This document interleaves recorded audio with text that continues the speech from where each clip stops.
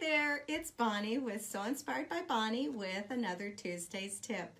And today what we're going to talk about is awesome applique. And I hope for those of you that are new to applique with machine embroidery to dispel any fears that you have about trying machine applique. And for those of you that have been doing it a while, I hope to share a couple of tips for you to make it even more enjoyable. So let me go ahead and refresh the screen over here to make sure the sound's coming through and everything is working as it should. Again, today we're going to talk about awesome applique. So we have a little bit delay, but it looks like it's coming in. Computers. It's a love-hate relationship, I tell you. There we are. Okay, so I see that we're here, and again we're going to talk about awesome applique. Please like and share our live segment. The more that join us, the merrier it becomes. And also go ahead and let me know where you're watching from, what part of the country or the world you're coming in from. So that's always fun to see. We will answer questions at the end of the segment. If for some reason your question pops over and I don't see it because they kind of roll over and we don't see every question, I will go back at the end after the replay is up and go back and answer any questions I didn't get to while we were live. So don't hesitate if you're watching the replay or if you're here with me live to go ahead and ask your questions because I will answer them. So again, we're going to talk about awesome applique, awesome machine applique, I should say, so to be a little bit more specific. Now, I will say that you want to hoop your fabric and do a little test. You will need a base fabric that you've hooped, and to do a little test to make sure that you've hooped your fabric appropriately and that it's nice and taut in the hoop, you want to go ahead and tap it. You can do that.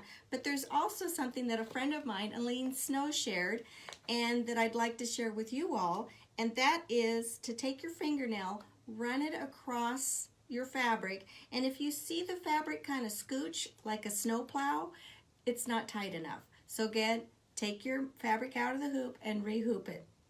Don't pull and tug on the fabric because you'll just stretch it out of whack. So go ahead and run your fingernail, and if you have like it's kind of plowing across like snow in front of a snow plow, you know it's not tight enough. I've also done that same test with my appliques, and my glitter flex. It works great. So with machine applique, you're going to have a couple of steps that actually stop.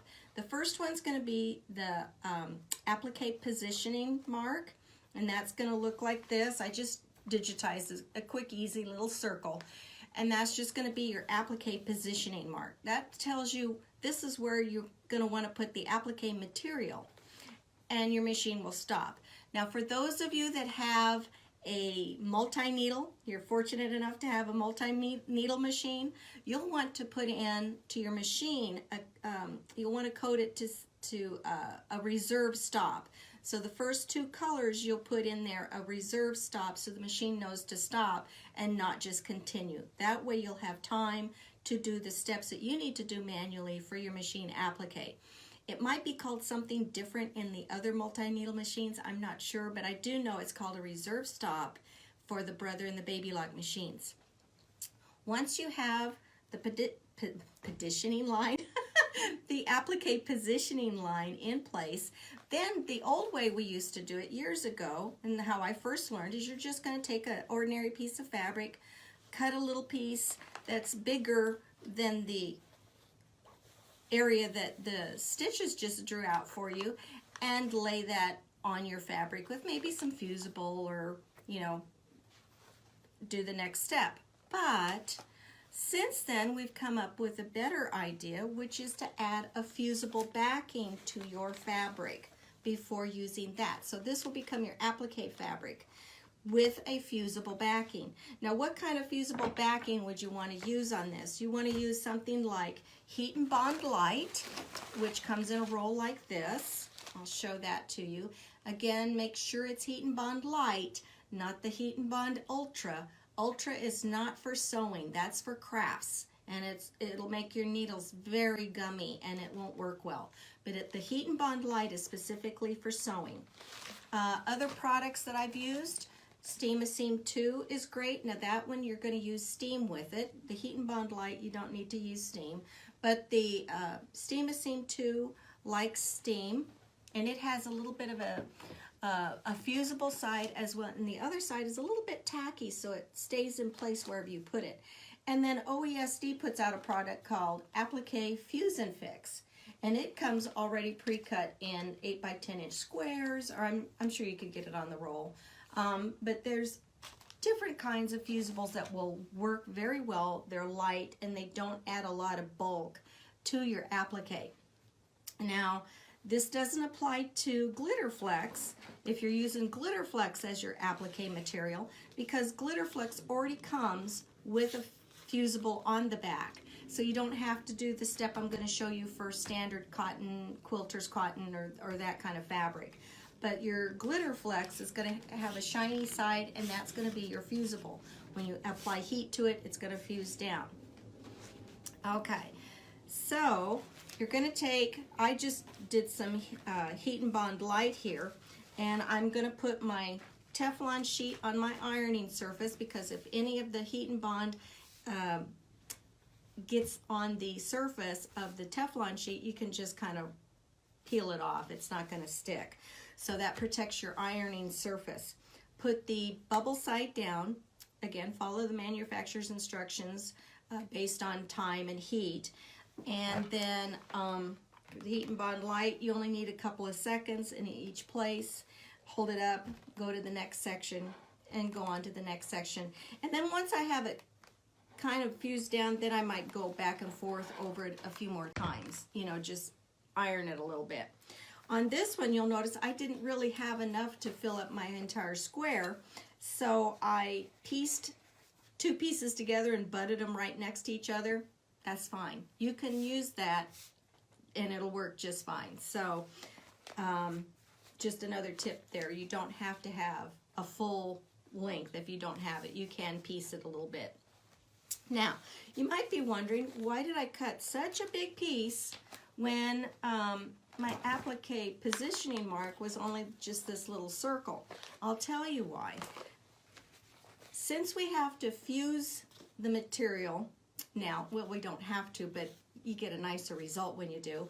Since we fuse the material now, that takes a little extra time to go to your stash and get out the fusible, to iron it down and fuse it, and to do all the steps to get that done. And so I know some people say, go ahead and just cut a little piece, you know, a little square, and then fuse the little square. But to me, time is one of my most valuable assets. So, and I'm sure it is for a lot of you as well. Time is what we have the shortest amount of, it seems. So I like to cut a square about, oh, say 10 or 12 inches, because I can use this square for multiple appliques, especially if it's a color that I use frequently in an applique. So I like to cut a bigger square, do it all at once, and then I'll save my leftovers for a future project in my little scrap applique bucket. So once this has cooled off, then you're going to peel the paper backing away. You're going to peel it off, and you can throw this paper backing. You don't need to save it for anything. And I'll put that to the side. And your fabric has a little bit more body to it. It's not as flimsy, and so you're not going to get the puckers. You're going to get it holding nice and flat to your design. The other benefit is it's not going to fray on the edges, so you can trim really super duper close to your applique fabric and not worry that, oh my gosh, is it going to fray because I don't have enough of a seam allowance for that fabric to hold in place.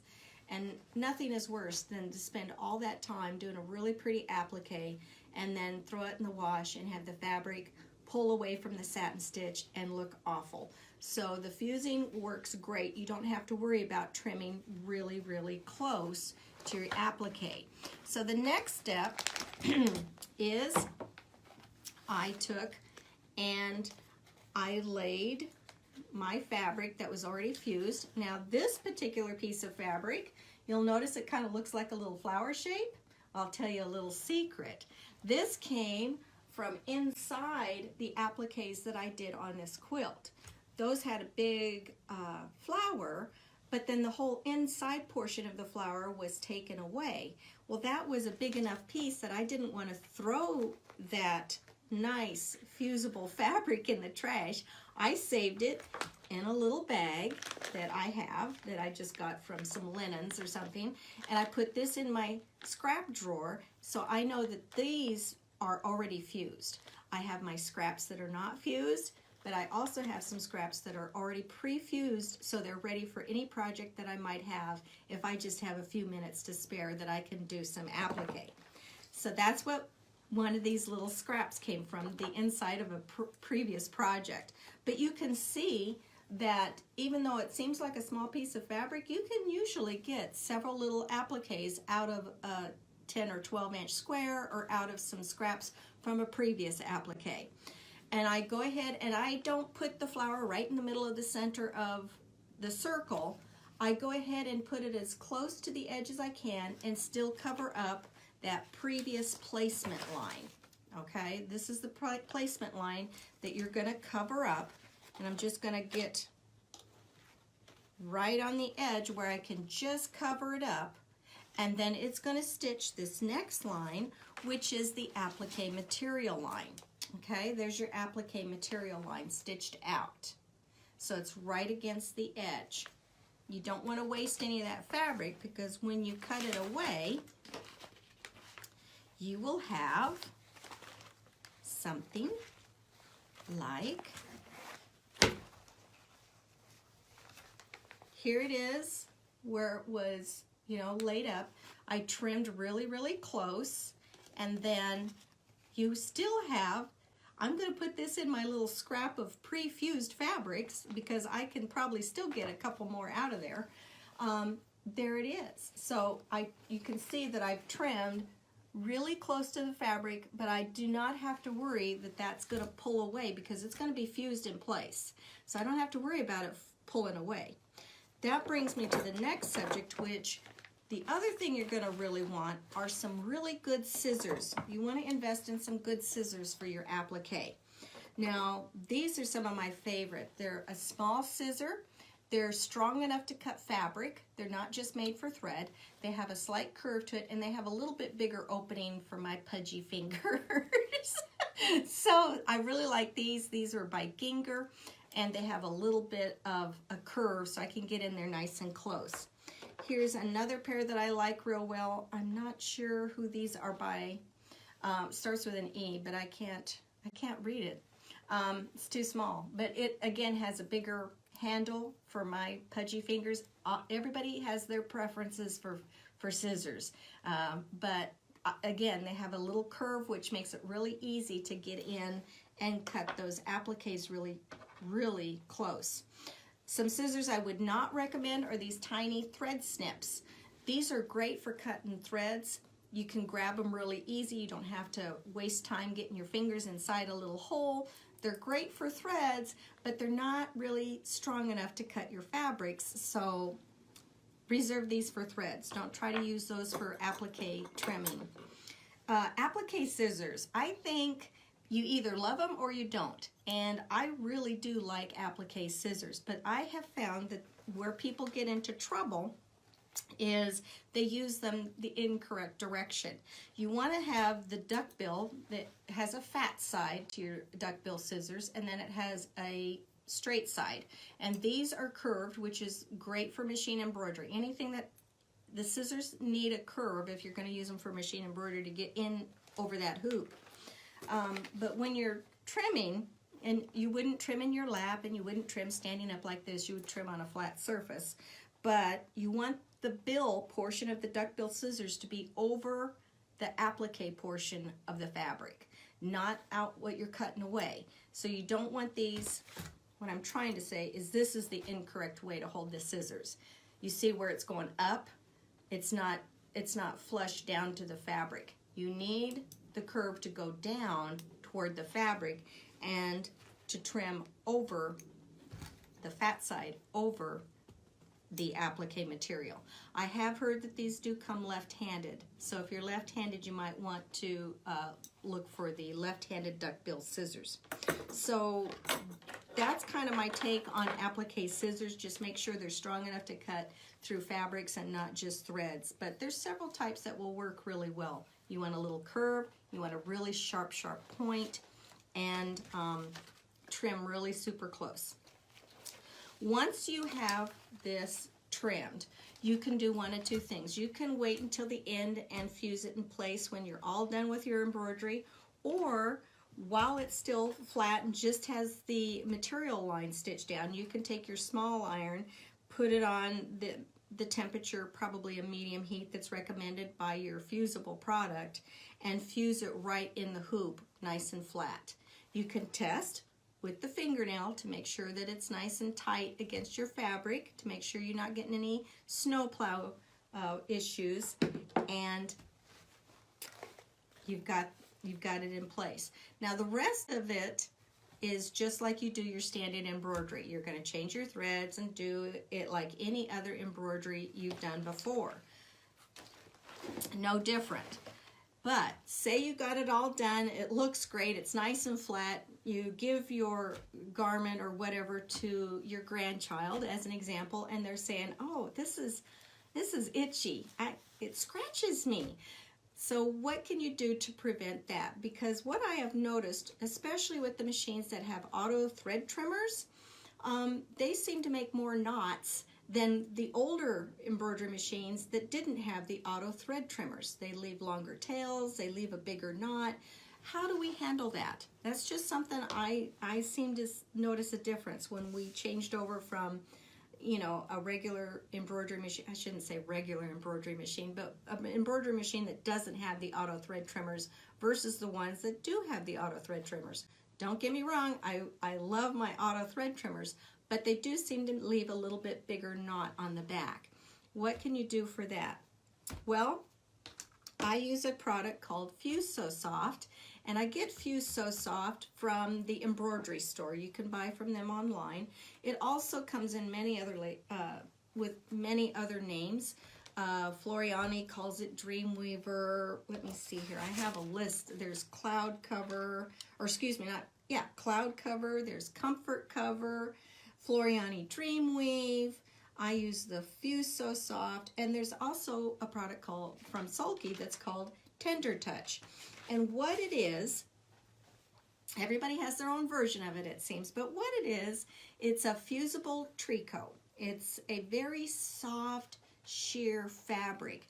I believe it first was introduced into the embroidery world as a means to kind of beef up or give more body to delicate fabrics like satin or silk, you know, the lightweight, delicate fabrics to hold up and give them a little bit more body for machine embroidery. We used to use it many years ago when we were doing a lot of Jenny Haskins quilts. Maybe some of you remember doing some of her gorgeous quilts with all the decorative stitches and appliques and machine embroidery.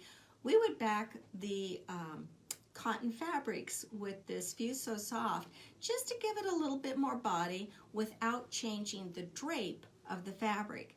Well, the other use for it is to put it on the back. It's a permanent backing or fusible. It's permanent. It doesn't, you don't tear it away or anything. But we would put it on the back of embroideries to give it a soft feel. So here I have an example. This is our latest, and this is a glitter flex example of our latest kitty in the Perfect Buddies set. He's the Maine Coon, and he's all sparkly with his dark gold glitter flex. And I've starched the fabric. I've got it ironed nice and stiff because, you know, I've starched it. Got it nice and pressed, but on the back there are those knots, and so if this was on someone with sensitive skin or a baby or something like that, it might scratch them. So what you do, this is a 5x7 design. You could measure the design, but I know this pretty much took up the whole 5x7 hoop. You want to make your Fusible. This is the Fuse So Soft. I keep having to look for the name because it's not readily in front of me all the time, and I do buy the big rolls. But you want to cut this about 2 inches bigger than your design. This isn't rocket science. You don't have to be exact. The embroidery police aren't going to come and say, oh, you didn't cut that right. But you do want to have at least an inch around the design so it has a nice solid spot to fuse all around it. And then, you know, I first cut it down about 2 inches bigger. So 5x7, add 2 inches, you're going to have something about 7x9. So I cut myself a 7x9 inch square.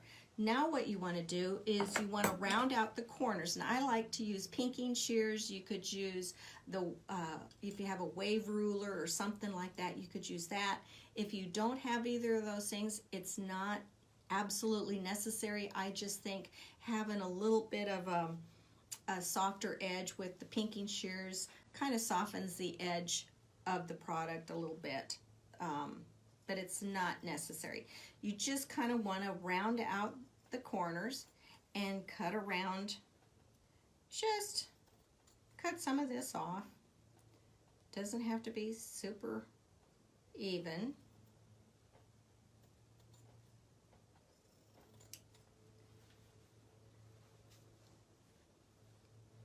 And get that cut off.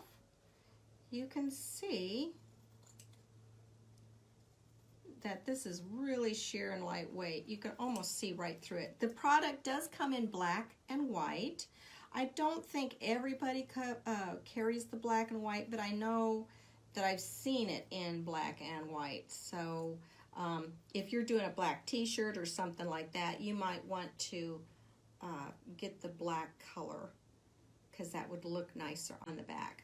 So not only does this make it nice and smooth on the back towards your skin, but it also makes the back of your embroideries look kind of nice. So I've kind of cut this, I've kind of roughly cut it. I wasn't super neat here on the live show. I'd probably be a little bit tidier doing it with taking a little bit more time to do it.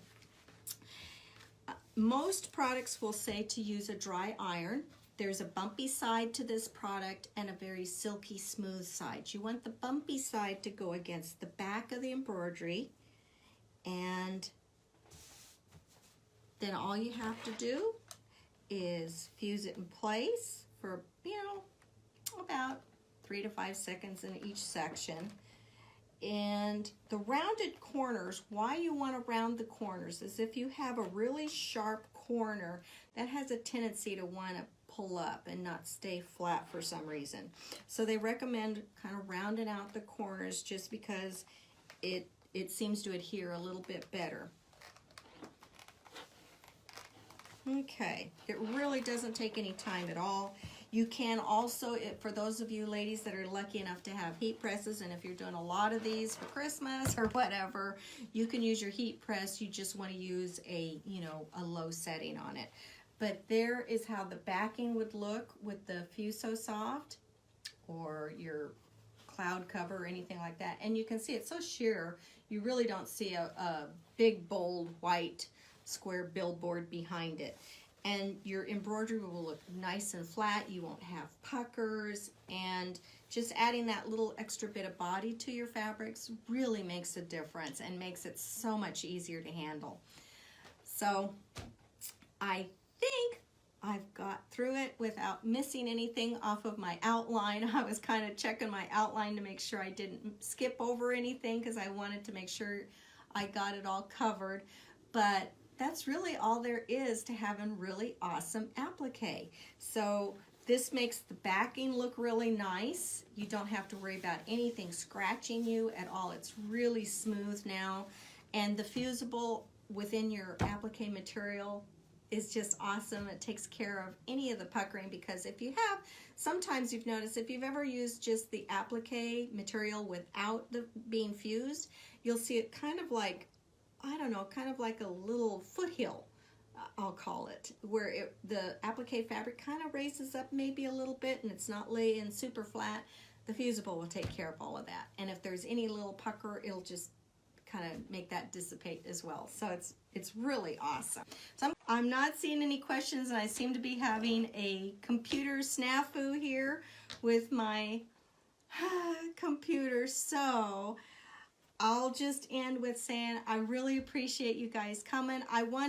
And I will check on the replay to see what's happened, because I can see on my cell phone some comments coming in, but I can't read it from that distance, and my computer is not showing me. So I will go through on the replay and answer your questions. I apologize for the snafu with the equipment. Not sure what happened there. Little darling. But anyway, I did want to remind you that we do have a new blog of the week up over at the website at sewinspiredbybonnie.com. That's SEW inspiredbybonnie.com. And it's 5 tips to smooth sailing with embroidery. So you might want to check that new blog out. I wanted to wish everybody a happy Thanksgiving. I hope you have friends and family come by and have a great day, and I hope you eat too much turkey. But have a great Thanksgiving, and until next week, bye-bye for now.